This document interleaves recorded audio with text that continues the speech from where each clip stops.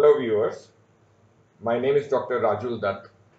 In continuation to my previous lecture video on the concepts of distribution channels of marketing, part 1, today in this section of lecture video, I'm going to discuss about the marketing middlemen, that is the types or the classification of middlemen. So let us understand the main objective of marketing is to create valuable exchanges between consumers and producers.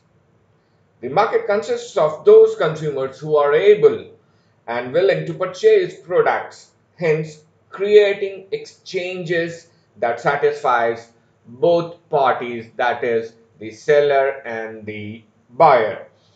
Middlemen, often termed as intermediaries, and play a very vital or important role in ensuring that the distribution channel between the producer and the consumer is complete. The more the intermediaries are in supply chain, the higher is the distribution channel.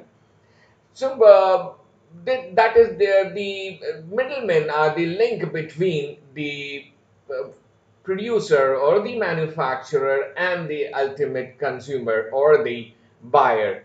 So in the previous lecture, I've discussed that there are two ways of reaching to the consumer. One is the direct and one is the indirect. Now, when we talk about direct, that means from the place of manufacture and to the place of consumption, there are no intermediaries or the people who help in the movement of the product to the consumer. But that is one aspect of the the marketing manager has to take a call in it, and another way is to reach to the consumer through various intermediaries, and these intermediaries are called as middlemen. So middlemen therefore specialize in performing activities that are directly involved in the purchase and sales of goods, products, in the process of their flow from producers to the ultimate buyers. That is, their position is between the producers and the ultimate users.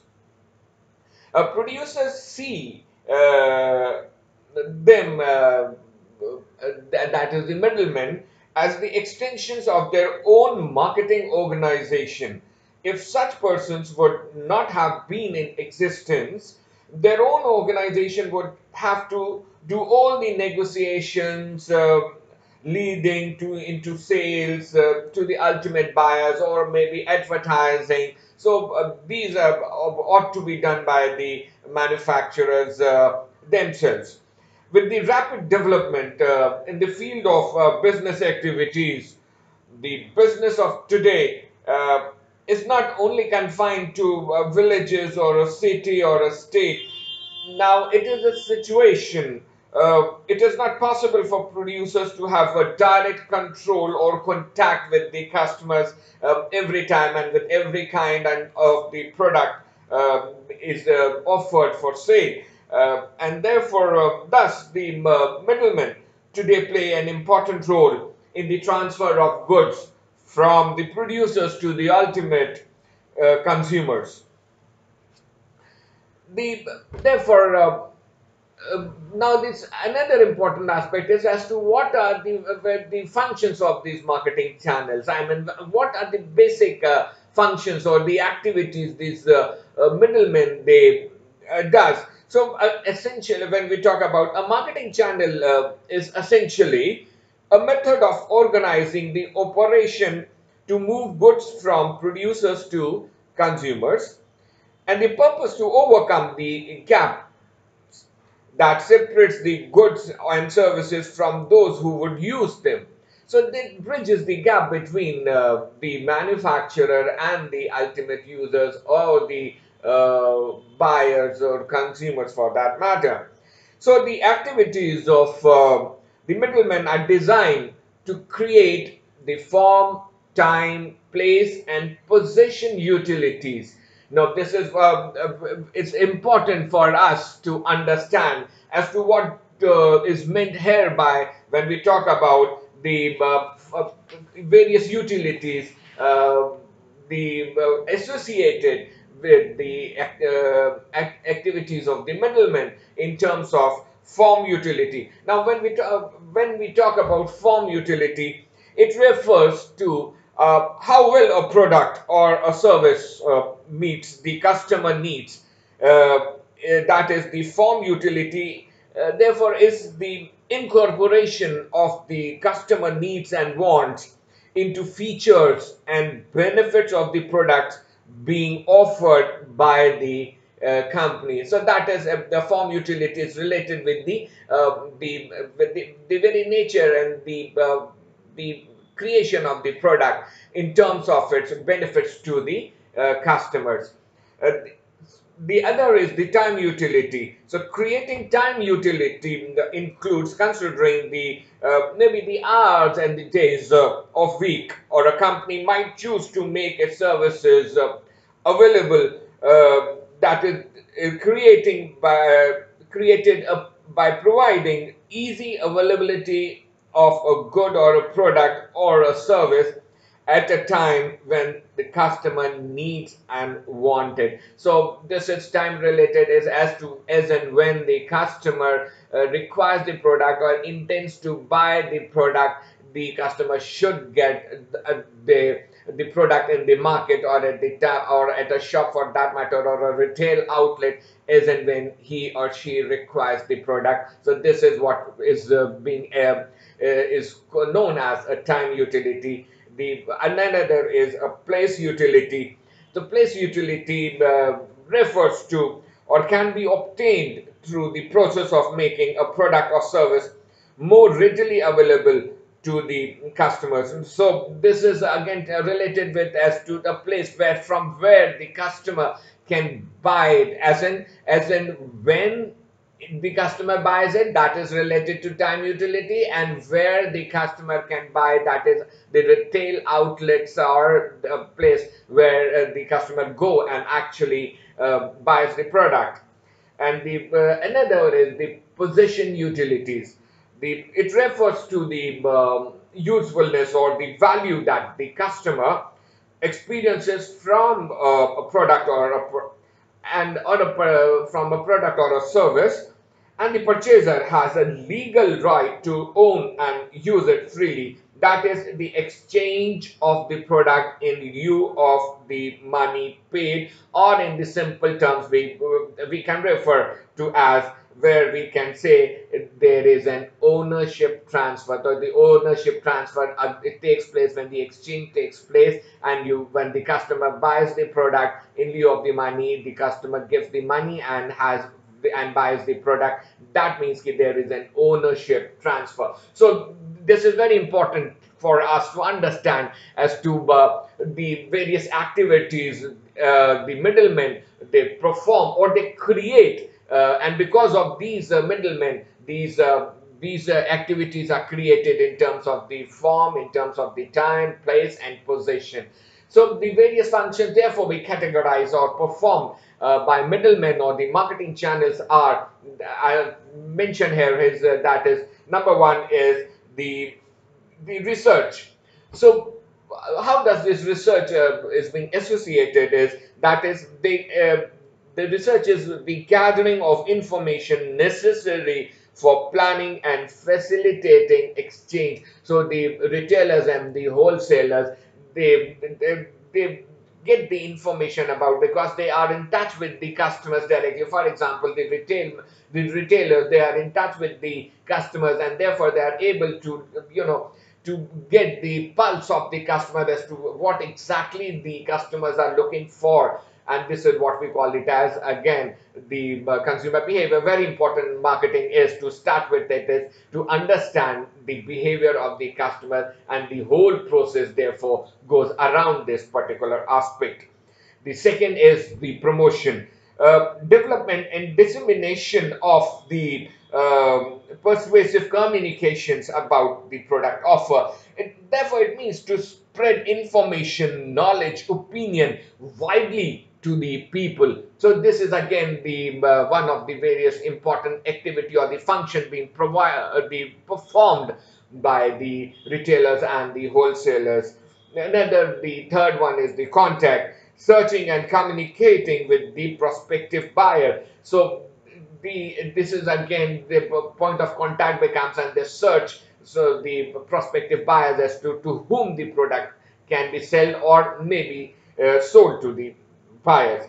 Matching in terms of it is related to shaping and fitting of the offer to the buyer's requirement, including activities such as assembling, packing, etc. So the matching is as to what is the demand and what is the supply. This is again one aspect of the retailers and the wholesalers they match, because what is the demand, the number, the adequate amount of the adequate quantity of the product should be made available at the retail outlets or at the wholesalers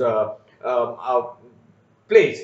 Uh, Another important function is associated with channel functions is the negotiation, an attempt to reach final agreement on price and other terms of offer so that the transfer of ownership could be affected. So negotiation at the place where to as to what should be the price and as to how at which price the customer is ready to buy the product, and that is what we call it as the total offer as to what along with the price as to where the various activities, like for example after sales or the credit facilities or the transportation facilities. So that makes the total offer. I'll be discussing it in the my forthcoming videos on the on middlemen when I will discuss about the wholesalers and the retailers, their functions, their utilities, and as to what actually and how many types of the retailers and the wholesalers are there in the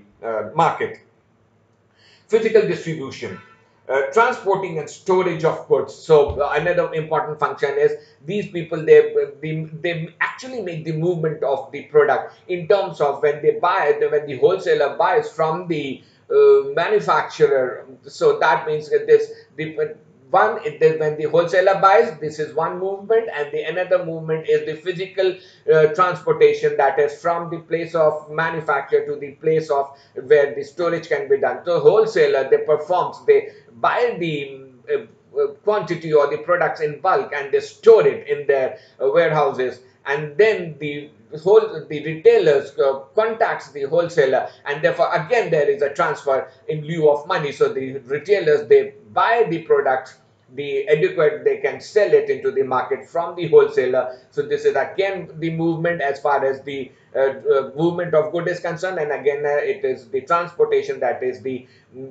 products are the quantity is being transferred from wholesaler to the retailer to the point of consumption. For example, financing, the acquisition and dispersal of funds to cover the cost of the channel. So again, the retailers and the wholesalers, they also act as the financiers to the manufacturers, because in general, if the product is of such a nature where the demand is more and the supply is less, they usually make the payment in advance, and therefore the payment reaches from the customers to the retailers, and from the retailers to the wholesalers, and the wholesaler they make an advance payment to the manufacturer, so that as and when the product is being manufactured, that can be that is what we call it as a pre-sold. So that is or that it's been booked by the wholesaler.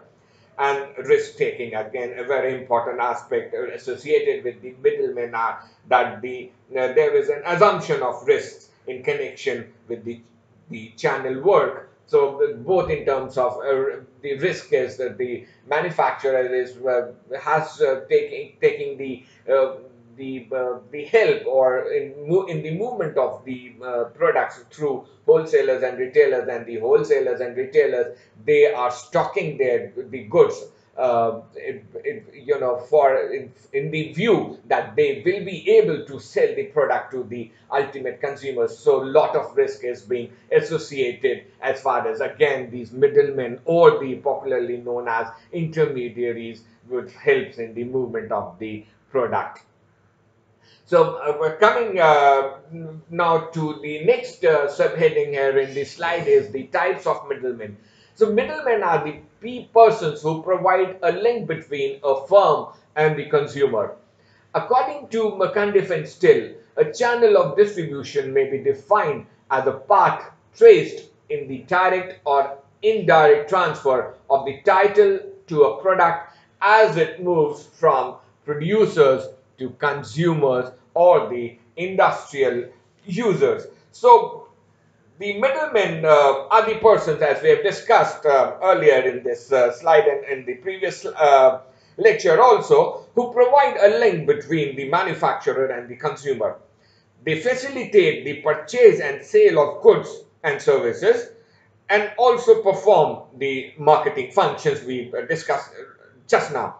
They charge for their services, and to a certain extent are responsible for the increase in the cost of the product to the ultimate consumer or the users. Now, when the more the intermediaries are, the more the wholesalers and retailers are. So that means they offer their services, and these people, when they offer services to the organization or the company or the firm, they charge the commission of making the movement of the goods. Now this commission, again, it passes on to the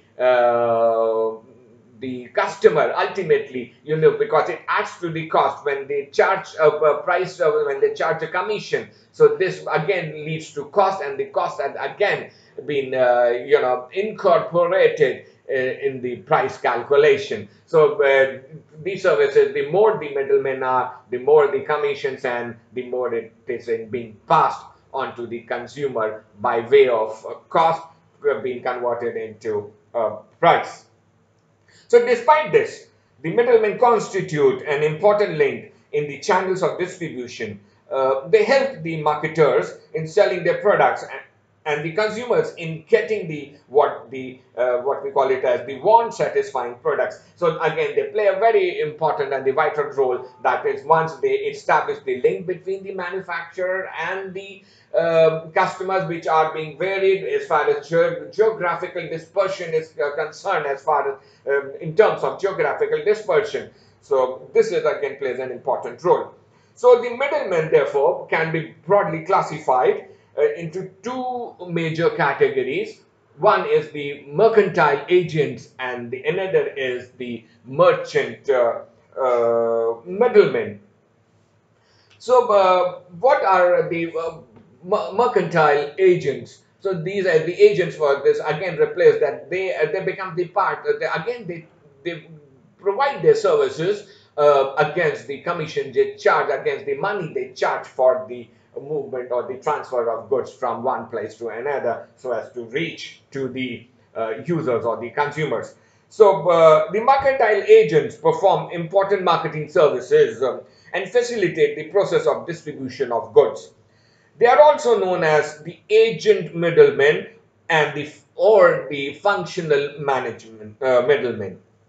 They do not handle the goods categorically. If I specify on their work, nature of work, they do not handle the goods in the capacity of owners, but they render important services for exchange of goods between manufacturer and the consumer. That is, they assist in the buying and selling of the goods by taking part in negotiating purchase and sale of goods.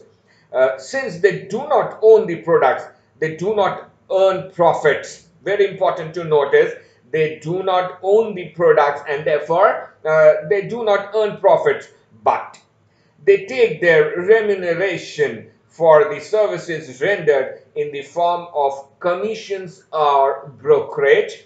And the mercantile agents are, as I've said, they are of following types. The number one is the commission agents. Now let's see as to these agents have been categorized into four types, basically popularly four types, who they are operating, or they are operating in the market areas. So their work, nature of work, is associated with they sell the goods on behalf of the actual owner. They undertakes to sell the goods in the name and the sole risk of the principal or the manufacturer, principal or the manufacturer, that is from where for whom they are rather working for the commission. Therefore, a selling commission agent takes possession of the goods, makes necessary storage arrangements, and possesses the goods for the buyers, and gets commission at a fixed percentage of maybe sales, or otherwise it is generally on the basis of the percentage of the sale, that is how much percentage, or how much quantity they will sell, and according to that as to what will be the percentage. For example, if they sell less, the percentage of the commission would be less, and if they are able to sell more, the percentage of the commission therefore increases. So when an agent is is authorized to sell the goods on credit, and he assumes the risk of collecting the bad debts also, because when we talk into business, when we talk into say credit facilities, there are the possibility of the bad debts, that is they are not able to recover the money, so they act as an agent for recovering the money as well. Second is the factor. Now, the factor is a kind of a mercantile agent who keeps the goods of others for sale. Others is the organizations or the firms with which they are associated with on the base on to sell the product on the basis of the commission. So the nature of work is that they can sell the goods in their name, pledge goods in their possession, for example, and do all such activities as can be done by the say the manufacturer or the firm, and therefore they receive commission, and again on a fixed percentage as mutually decided in between the manufacturer and the factor agents. Another important agent, mercantile agent, is the category of auctioneer.